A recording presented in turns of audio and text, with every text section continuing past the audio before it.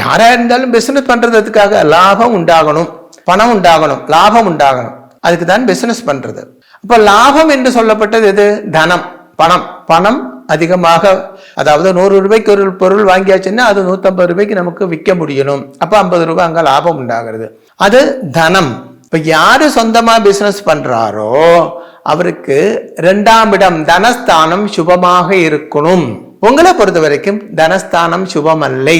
அதாவது இவருக்கு 2ஆம் இடத்துல சூரியன் இருக்கிறது, பிளஸ் அங்கே சனி 7, 8, 9, 10. அப்போ தனஸ்தானமாக இருக்கப்பட்ட 2ஆம் இடத்துல உங்களுக்கு சனி பார்வை இருக்கு, பிளஸ் அங்கே சூரியன் இருக்கு. சூரியன் சனி ராகு செப்பரேட்டிவ் டெண்டன்சி ஏற்கனவே பலமுறை நான் சொல்லியிருக்கேன்.